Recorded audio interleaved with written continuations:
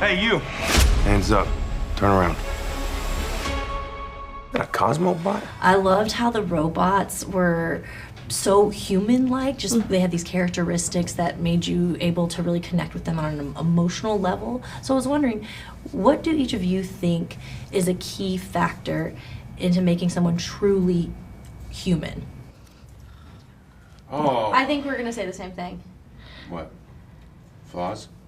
Oh, okay, that's good. Yeah, I guess flaws. Yeah, like I feel like, for me, like the robots and like the human body, we're not far off. Like we're not like we are programmed like in a way. Like it's kind of crazy. Like we have etiquette, we have manners. Like everything is built on society. So in kind of a way, for me, society and like, you know, technology, it feels the same. Yeah. We feel like this need to do something a certain way because that's what we're kind of taught to do. Right. The only thing that I think makes us different is our soul. Like our soul, everybody's soul is different. So I think, and I feel souls, like even if they're not in a body, I feel people and energy around me. So I think that to me makes someone human. That's a good answer. Yeah, and I think it's, you know, our brokenness and our innate flawed nature is, to me, what makes us interesting and what makes us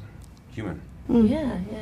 Well, and another thing I actually really love is how anytime Michelle sees Cosmo or thinks of the cartoon, she's connected to her brother Chris. And I was wondering, is there another show or something that anytime you see it, it immediately connects you with a family member or loved one? Man. I think for me, it'd be Friends. Ooh. Like, I watch Friends with my family every single night after school, eating dinner at the dinner table.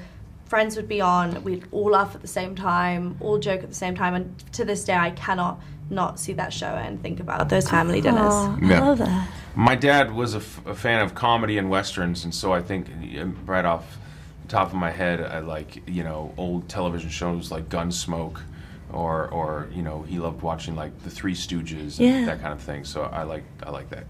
That's great. And it's funny, actually, you're a connection for me because Everwood is one of my all-time favorite shows. No, and really?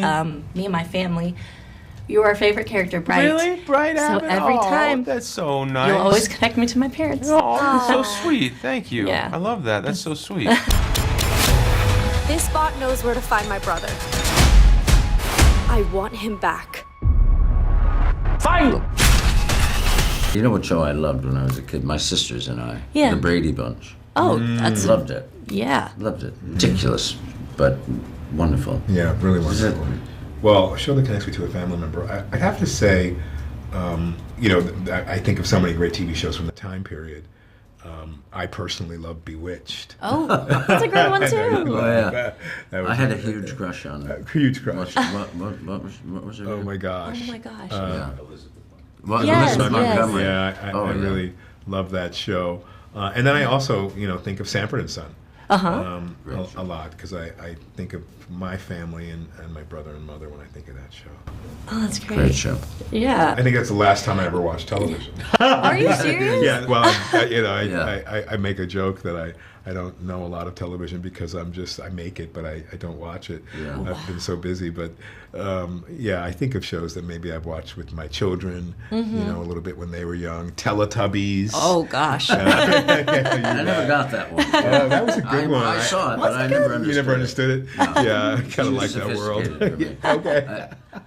That's great. Well, and that's interesting you say that because I think this film also shows us how scary it could be that like technology could get us so far to a point where we just live in an online world and avoid real life and human connections and stuff. So, you know, especially after working on this film, how do each of you feel is the best way to balance that to where we are still, you know, taking the benefits of technology but not losing the human connection? It's a hard balance to strike, you know.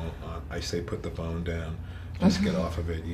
It kind of sucks you in because it becomes your best friend, your company, your lover, all these things that you don't maybe get to experience in real life, but it prevents that experience from happening. The more you go deeper into the rabbit hole. Right. And I think it's just acknowledging and then you can sort of change it. You know, I'm old school. I rely on the phone to talk, and I don't really sit there and text, and I don't go through the online services that allow you, as I've been hearing. You know, my young people tell me that, you know, you learn a lot on TikTok and all these other places. Well, there's other ways to learn too. How about the library? You ever heard of that? You know? Yeah. It's true, but they're closing them now. That's so right. that- All you over. know, yeah, I think one of the things too is to, you know, for young people, for parents, to be very judicious about how they, you know, how much they allow a child and when they allow a child to have devices. Yeah. And what those devices should be used for. I think it has to start there. That is a good. I agree. Yes. I think what eventually is going to happen is, you know, through scientific studies of the brain and all that, it's going to come out that it shuts something down and takes something away from your own imagination and how you think. Yeah. And so there's going to that'll eventually come out that you're not using all of your facility because you don't need to. Right. I am not dying to Marky Mark and the Funky Bunch! I actually like this song. Well, another thing I really enjoyed was the, I'm a 90s girl, so the throwbacks there, Yes. the songs, the products, the foods, all of that. It's very nostalgic. I was wondering, what's something from your childhood that really brings that nostalgia and you fondly remember? Well, I was born in 2004, so I guess really for me it would be like Hannah Montana is very nostalgic Yeah? to me. Yeah. That's So Raven, I like those. Good Disney. I'm also a people. child of the 90s. I grew up in Seattle, in the Seattle area, and it was right around the time that music was really evolving. It was emerging from like this sort of R&B infused music into rock and roll with like the Nirvana and the Pearl Jam and the all these Seattle bands. So to me, the nostalgia would be around kind of watching as this new type of music took over the pop scene. It was going from like Belle Biv DeVoe into Nirvana at that time, transitioning, and that music had transitioned. There's a point of pride for people from Seattle. Oh, those are great. They're giving me the rap. Oh, Thanks no. so much. It's been a pleasure. Thank you. It's been a real pleasure. It's Thank nice you. to meet Thank you. so much.